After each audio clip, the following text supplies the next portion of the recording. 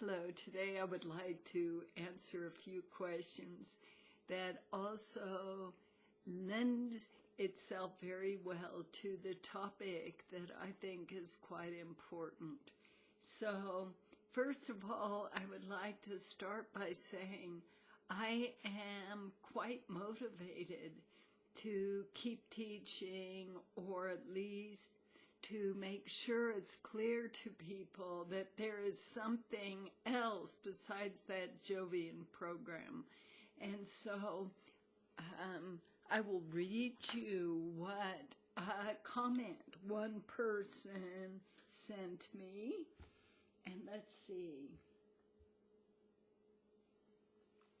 It's from my old buddy Dean. I'm very glad to hear from this guy.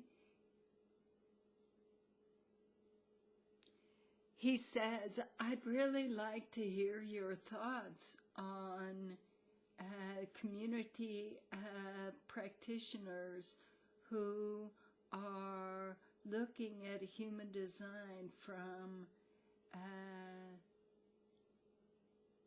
I think he's got some sort of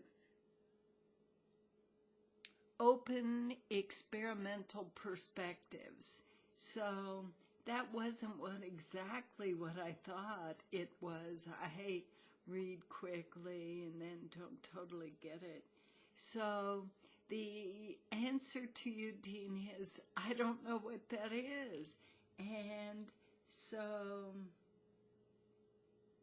well, I'm going to leave that because I think that there are some people who are opening up and looking at human design in a little healthier way, possibly. That's what that sounds like.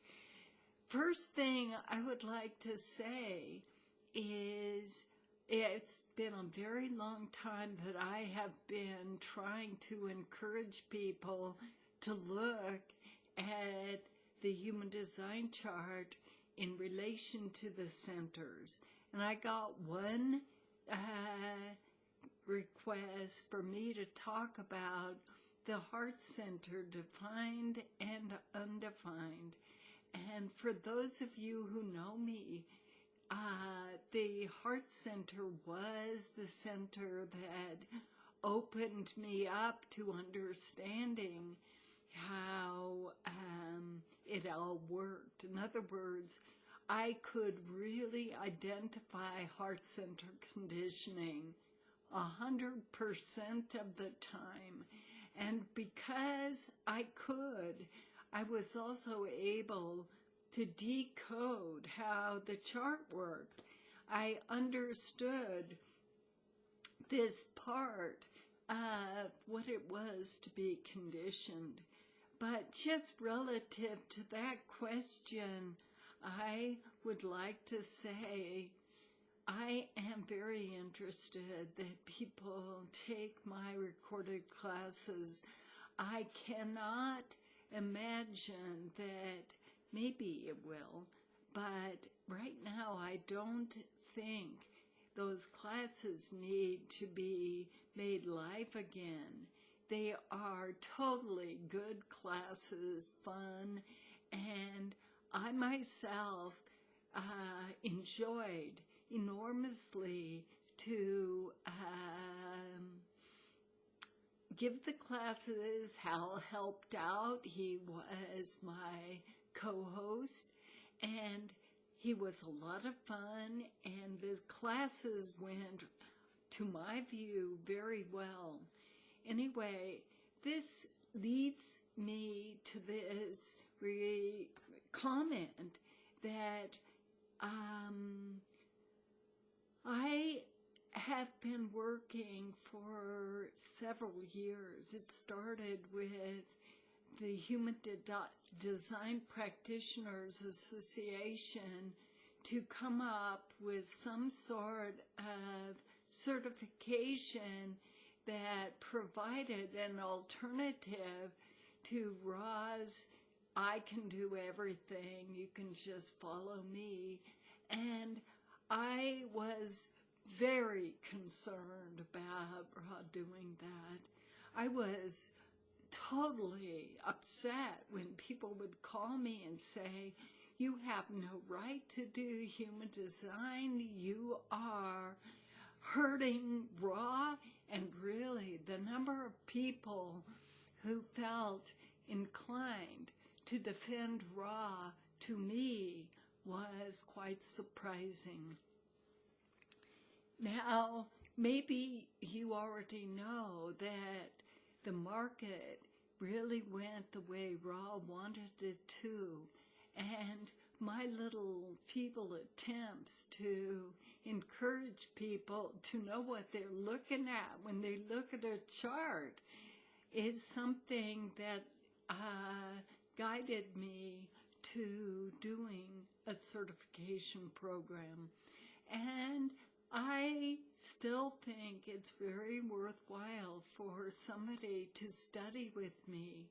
I do think that somebody who studies with me ought to give me credit. There is really, really, really a widespread dilemma that I suffer from understanding that people are completely duped by this enormous stupidity of types and authority and strategy and so on. Now, one woman, no definition, an old student from the 90s, wrote that she actually has tried herself, as other people have, to find an alternative to Ra's ego-based interpretations. And so that is what I want to talk about right now. I think Ra started with the heart center as saying, oh, you know, the heart center, far and away, it's the best. I have it. It rules my chart, and therefore, everything I tell you is based upon you giving me ego boost because I'm the best. I'm the one who got the system or whatever. And I would say it's very important for you to be able to identify how it works yourself. I can give you the clues, but ultimately you are the one who has to be able to see that that interpretation is ego-based. Okay, so let's go a little bit to what the chakra system might tell us. The heart center is the third chakra, and the third chakra in the development of how chakras might be understood is understood to be the celiac plexus. Celiac plexus is the plexus that branches at the stomach area. In other words, it goes in human design one way to the spleen and one way to the solar plexus. And let us understand that the way it was originally described by Ra is that it branched out from the solar plexus, and therefore we have the solar plexus energy that has now been separated from the heart center.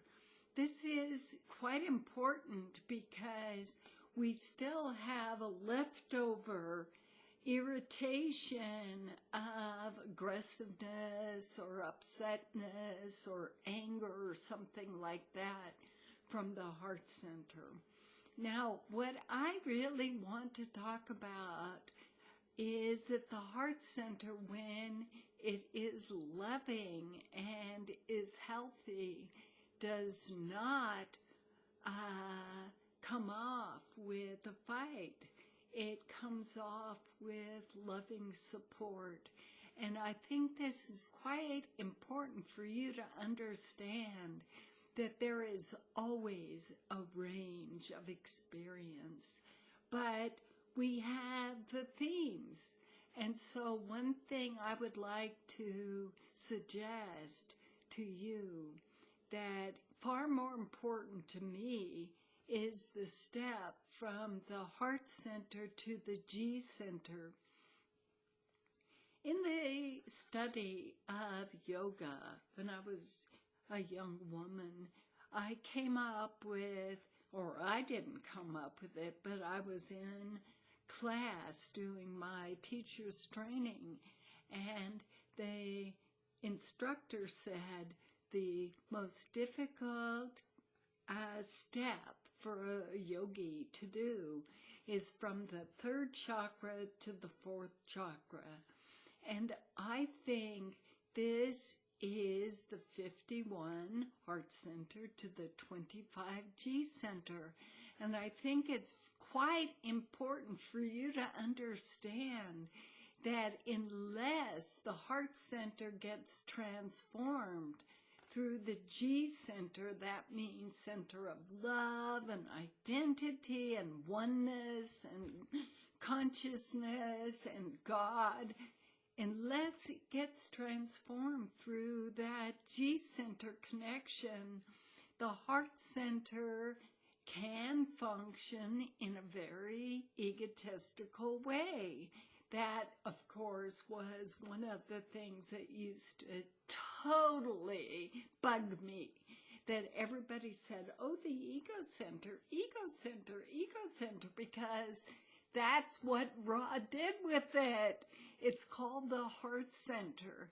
Now, why I would suggest to you that you look in your own being, whether you feel totally good, to make people feel bad about themselves or insulted or upset or just paralyzed by being told that they're supposed to do some strategy because their authority is someplace. Here is something that you absolutely need to know. Ra made that up. It was not from the voice. It was something that he was trying to help people, I think, with making things easier, or because it really started when he was done with us. It was, I think, to make money, make human design easier and more sellable. But when you listen to something that he talks about, be very careful to identify when something slightly inflates. That's one way for it to work. Or slightly deflates. Oh, you know, I have this awful thing inside me, and now it has been pointed out this must be real. I think that's what people did with that. Now, for myself, I think it is very important to understand that Ra wrote his own rave I Ching. He was quite proud of it. And he did one time yell at me that I was saying, oh, Wilhelm Baines, the Richard Wilhelm translation. Ra got so furious with me. I couldn't believe it. It was early on, like 95 or something. And he said, never use any other I Ching. I mean, he was not in some way just having a discussion. He was coming down pretty hard with the law of the land, that I could not tell people that they could use any other I Ching. Now, of course, that completely affected me. I was totally obedient to that. And when I started to use the Book of Changes and the Unchanging Truth, watching me, I absolutely felt that here was a very meaningful clue, because the I Ching, around since 5,000 years, is a guide for the virtuous life. So is the chakra system. So, astrology can be used for the good too. And so we end up with the Kabbalah Tree of Life, the channels connecting centers to each other through those hexagrams. And those hexagram numbers then are guiding you to understand what the I Ching might suggest. Oh, this part of you, example, this part of you is something you definitely should work on. It is something that can aggravate other people. The I Ching is a guidance system, and it doesn't say you got to do it my way. Ra ended up with a very weird interpretation of the I Ching. He didn't know the I Ching, and so his comment originally was because he wasn't exposed to it, he didn't know about it. And the report was that he just had a kind of automatic writing. He didn't have references, and he just came up with his own, God-inspired I Ching. I ended up feeling like that was not so true when I started working with Hua Ching Ni's I Ching. I was really inspired by, you could look at this, page 15, this wheel that Human Design uses. In other words, the order of the hexagrams around the wheel was something I didn't see in any other I Ching. And so when I looked at that one, I thought that was it. So I got the book. And then if I would read those lines from that Hua Ching Ni and then read what Ra wrote, it was related enough that I felt that maybe he had a copy of this. I don't know.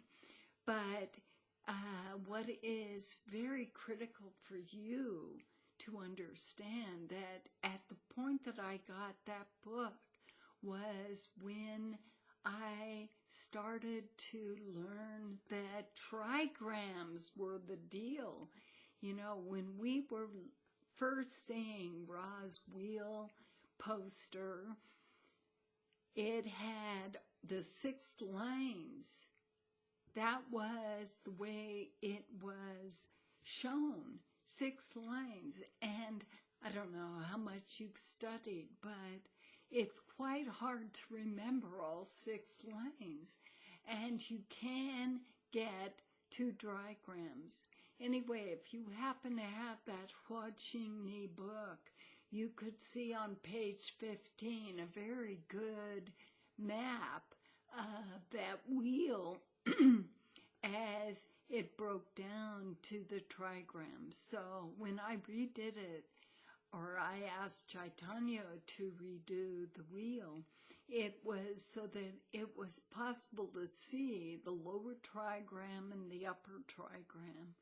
And so that is the basis for how one would interpret the line.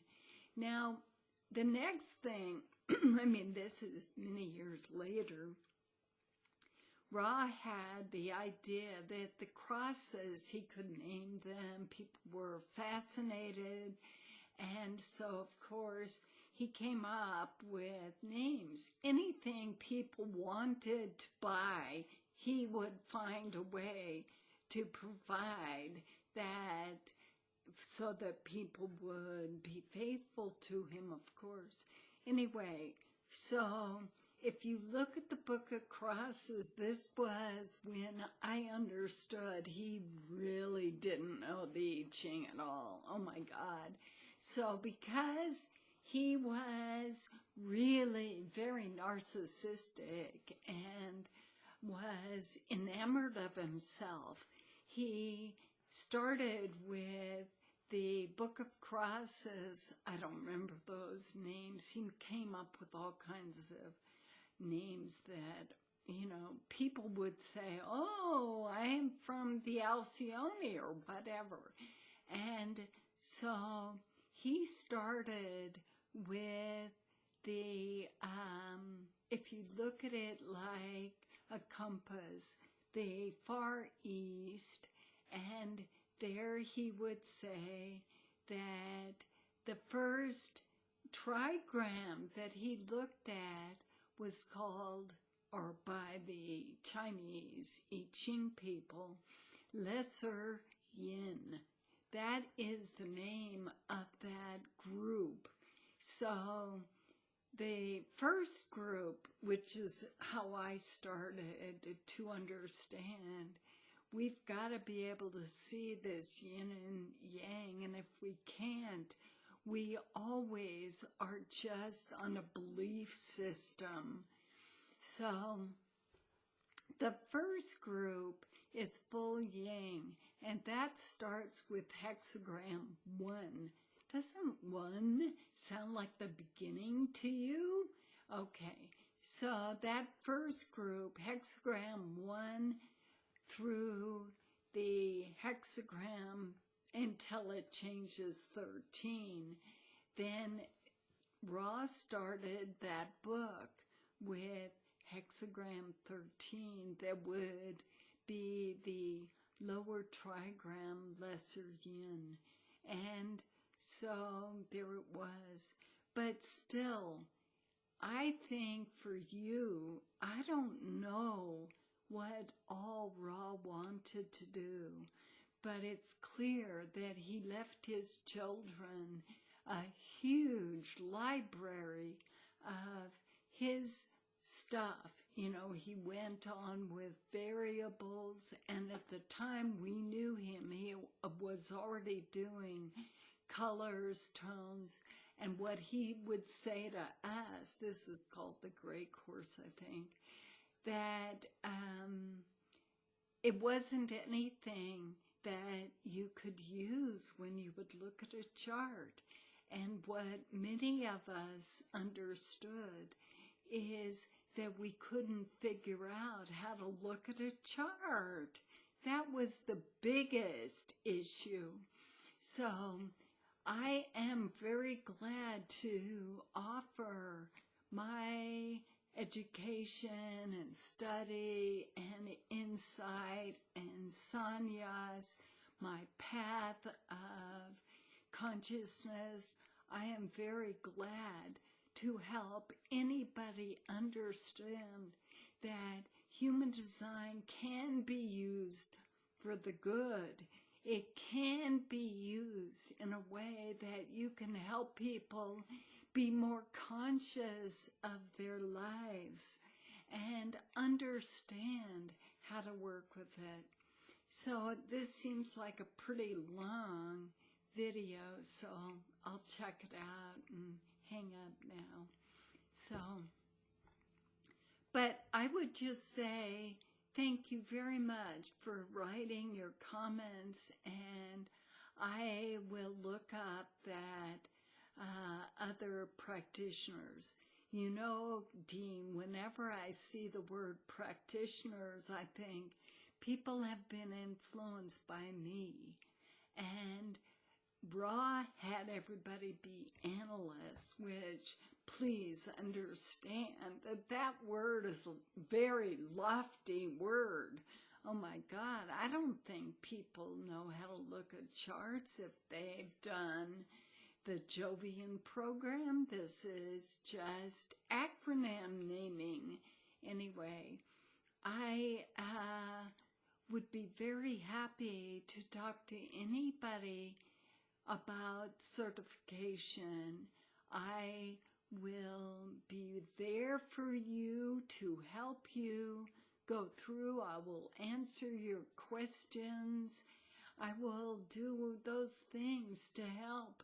I mean, it does bother me that no one gives me credit. I just have to say that it is quite tough, since I know that I am the only person who decoded this human design system so that it was possible to see what it was revealed. We don't know if it was Torah, but probably was. But this decision to interpret and make it very static, the I Ching is called the Book of Changes.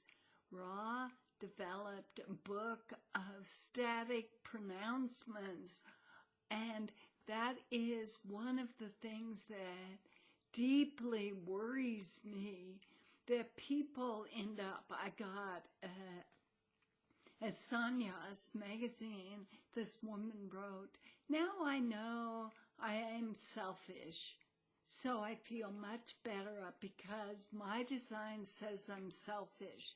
I would say, if your design points out that you have a defined heart center and you're always concerned about yourself first, it isn't to say that's the end of your life.